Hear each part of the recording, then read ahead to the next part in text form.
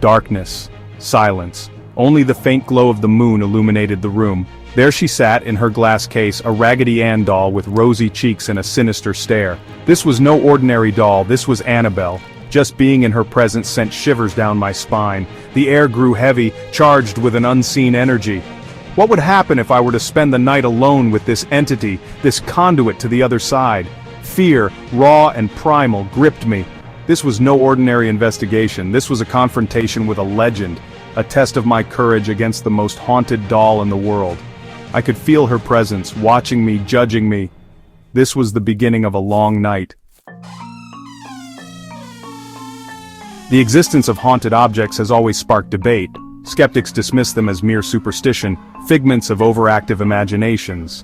But for believers, these objects are vessels, conduits to another realm. They are tangible reminders that our reality is not all that exists. The allure of haunted objects lies in this very mystery. Why are some objects imbued with such power? What makes an ordinary doll, a music box, or a mirror a gateway to the supernatural? Is it the energy of past traumas, the residual emotions of previous owners, or something more sinister? The answers remain elusive, shrouded in the same mystery that surrounds the paranormal itself. Yet the stories persist, passed down through generations, fueling our fascination with the unknown. Annabelle's story begins in the early 1970s, a time when the world was experiencing significant cultural shifts. The era was marked by vibrant colors, eclectic fashion, and a sense of newfound freedom.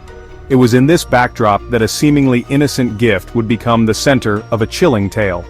A young nursing student, full of hope and dreams, received the Raggedy Ann doll as a gift from her mother. The doll, with its red yarn hair and stitched smile, was meant to be a comforting presence in her new apartment. At first, it seemed like an ordinary doll, a simple toy that brought back memories of childhood. It sat quietly on a shelf, blending in with the other decorations in the room. But soon, strange things started to happen. The atmosphere in the apartment began to change. Lights would flicker without reason, and an unsettling feeling of being watched would creep over the young woman. The doll would change positions, appearing in different rooms without anyone moving it. It was as if the doll had a life of its own, silently observing and waiting. Handwritten notes, scrawled in a childish hand, materialized out of thin air. The messages were cryptic and unsettling, often pleading for help or expressing sorrow. Fear turned to terror when the doll seemingly attacked a friend of the student. One evening, as he was alone in the apartment, he felt a sharp pain and saw the doll at his feet. Scratches appeared on his body, seemingly inflicted by unseen hands. The wounds were deep and painful, leaving him shaken and confused. It became clear, this was no ordinary doll. Annabelle was not alone. There was a dark presence attached to the doll, something that thrived on fear and chaos. Something dark and malevolent had attached itself to the doll. It was an entity that fed on the fear and despair of those around it, growing stronger with each passing day. The atmosphere in the apartment grew increasingly oppressive. The young woman and her roommate were constantly on edge, their fear palpable and ever-present. Desperate for answers, the student and her roommate sought help from a medium. They needed to understand what was happening and how to stop it. The medium revealed a chilling truth. The doll was possessed by the spirit of a young girl named Annabelle Higgins, who had died tragically on the property. Annabelle's spirit was not at rest, and it had latched onto the doll, using it as a conduit to interact with the living. The medium performed a cleansing ritual, hoping to rid the doll of the malevolent presence. The young women watched with bated breath, praying for an end to their nightmare. Despite the ritual, the doll's activity did not cease. It was eventually placed in a secure glass case, where it remains to this day, a silent reminder of the dark forces that can attach themselves to the most innocent of objects. Annabelle's story serves as a cautionary tale, a reminder that sometimes the most innocent-looking objects can harbor the darkest secrets. The doll now sits in a museum, a testament to the strange and unexplained events that unfolded in that small apartment in the 1970s. Word of Annabelle's haunting reached Ed and Lorraine Warren, renowned paranormal investigators. The story of a seemingly innocent doll causing inexplicable and terrifying events intrigued them. They had encountered numerous haunted objects before, but something about Annabelle felt different, more sinister. The Warrens were no strangers to the supernatural, having dedicated their lives to understanding and combating malevolent forces. Their reputation for handling the most dangerous and disturbing cases preceded them, and they knew they had to act quickly. The Warrens, known for their work with other high-profile cases like the Amityville Horror, recognized the danger Annabelle posed. They had seen firsthand the devastation that malevolent entities could cause, and they were determined to prevent further harm. Their extensive experience with the paranormal gave them a unique insight into the nature of such threats. They knew that Annabelle was not just a simple haunting, but something far more dangerous. They concluded that Annabelle was not possessed by a child's spirit, but by a demonic entity, a malevolent force masquerading as a young girl to gain trust and inflict harm. This revelation was chilling, as it meant that the entity had a clear and malicious intent. The Warrens understood that dealing with a demonic presence required a different approach, one that involved not just physical removal but also spiritual intervention. They prepared themselves for a battle against an unseen and powerful adversary. The Warrens took possession of the doll, removing it from the student's apartment. They knew that simply taking the doll away was not enough. They had to ensure that the entity attached to it could not continue its reign of terror. The students, who had been living in fear, were relieved to see the doll go, but the Warrens knew that their work was just beginning. They had to transport Annabelle safely to their home, where they could contain and study the entity. But transporting Annabelle proved to be a harrowing experience. The journey was fraught with danger, as the doll's malevolent influence began to manifest. The Warrens felt an oppressive presence in the car, and the atmosphere grew increasingly tense.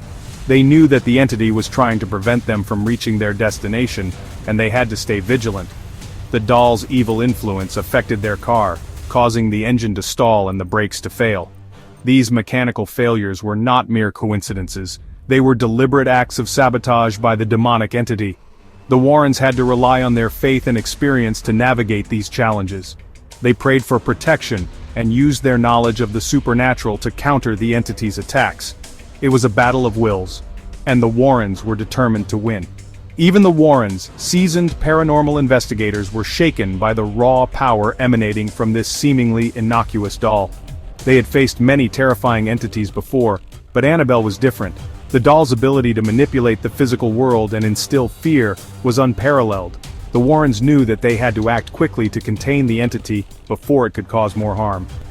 Their resolve was tested, but they remained steadfast in their mission. Upon arriving at their home, the Warrens placed Annabelle in a specially made glass case, blessed by a priest, to contain the evil.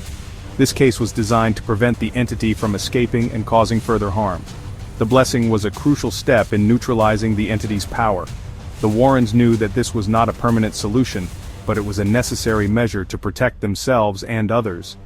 They continued to monitor the doll, studying its behavior and looking for ways to permanently banish the entity.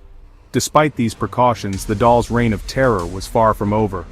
The Warrens received reports of strange occurrences and disturbances linked to Annabelle, even while she was confined. The entity's power was formidable, and it seemed to find ways to reach out and affect the world around it. The Warrens remained vigilant, knowing that their battle with this malevolent force was ongoing. They continued their work, driven by a desire to protect others from the horrors they had witnessed.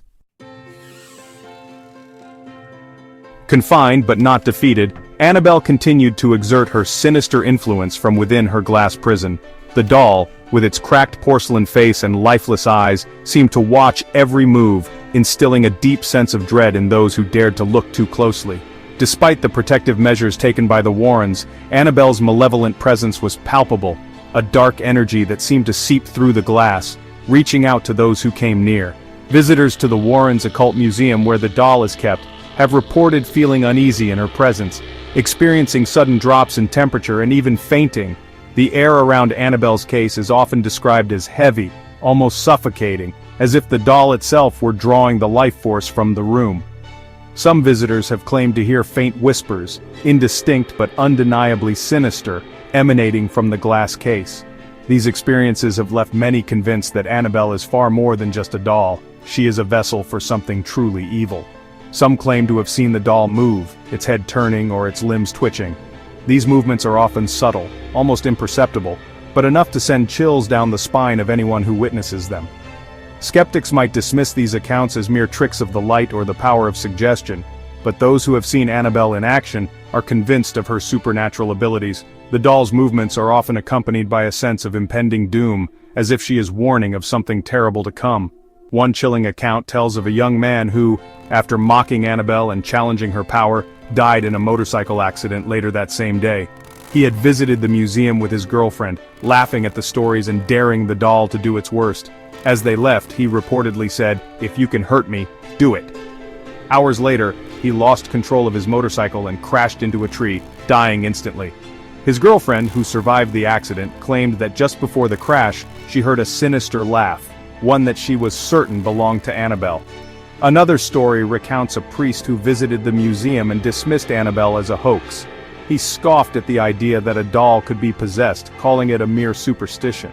However, as he left the museum, he felt an overwhelming sense of dread, as if he were being watched. Despite his skepticism, he couldn't shake the feeling that something was terribly wrong. Upon leaving, he lost control of his car, crashing into a tree. The crash was sudden and violent, leaving the priest with serious injuries. He later recounted that just before the accident, he heard a chilling laugh echoing in his ears. It was a sound he would never forget, one that he believed came from Annabelle herself. This experience left him questioning his beliefs and the true nature of the doll. He would later claim that Annabelle's evil laughter echoed in his ears as his car careened off the road. The sound was so real, so menacing that it seemed to envelop him, drowning out all other noise. Even after the crash, as he lay injured and waiting for help, the laughter continued to haunt him. It was a reminder of the power Annabelle held, a power that could reach out and touch anyone who dared to challenge her.